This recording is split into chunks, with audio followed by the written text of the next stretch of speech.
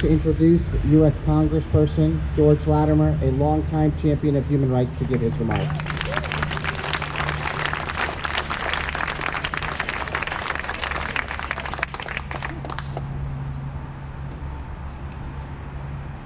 Thank you very much.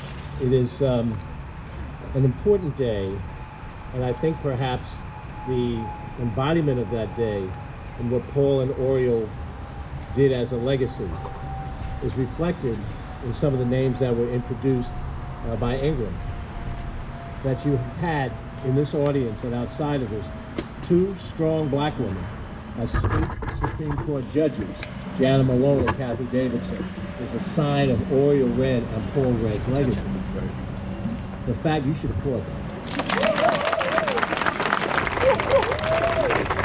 The fact that you have an African-American Westchester County executive, Ken Jenkins.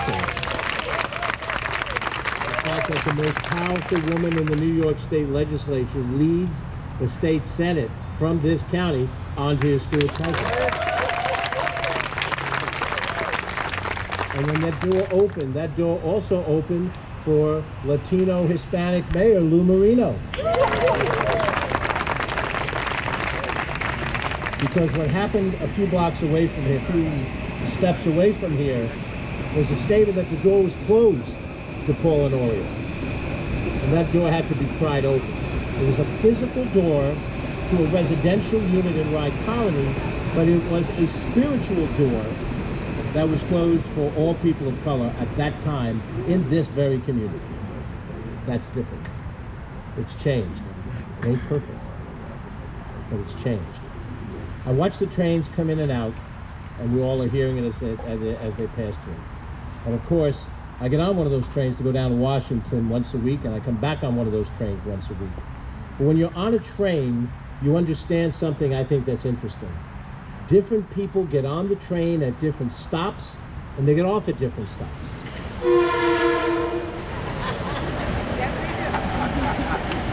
And when you get on in Rye to go about your business, you see the people who were on the train before you. You don't know if they got on in Port Chester or Stamford or where they got on. If it's an Amtrak train, maybe they got on in Boston or Providence. And then you get off where you get off. When I get on an Amtrak train, I see people that were on the train when I get on, they get off before I do. They get off in Trenton, they get off in Philadelphia, they get off wherever they get off. And it's like life. It's a big train ride. We get on at different times. We're on board that train for a certain amount of time with some other people, and then some of them leave. And then when we leave the train, other people get on the train. We don't know them and they don't know us, but the journey continues. So how do you codify what the accomplishment of your time on the train is?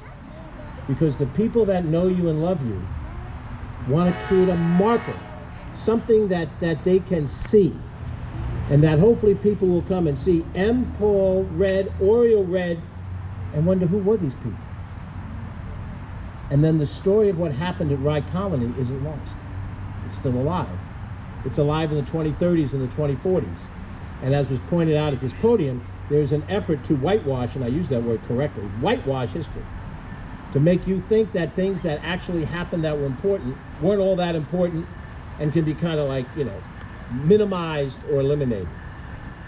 But you don't learn and grow as a society unless you accept what that history was and you show what the correction of that is. Because somebody else is getting on that train, and they got to know the truth. They got to see what it really was, so they understand where it is and where it has to go. Because the train's going to keep going. When I get off it, just like everybody else. It was an honor to know Paul. It was an honor to know Orial. We all feel it. There are names of streets in this town for people whom I don't know. Theodore Friend, Robert Crisfield, Stanley Keyes. You guys know I know all that stuff, right? 18 campaigns, you tend to know the names of the streets everywhere. I read up on who they were, but I didn't know them. So let's make sure, through the branch of the NAACP here, Port Chester Rye branch, let's make sure that nobody forgets Paul Red and Orial Red. Let's make sure that this is not just something you put up on it and you pass by it and you see it, but that it's joined with an educational piece to this, and so that what they did isn't forgotten, and that it stands the test of time. And then not only did we honor ourselves by knowing them, but we honor the knowledge of their life. And Paul and Orial, since I have this faith, I know you're with the Lord today. May you be rewarded for all of the sacrifices you made down here. Thank you.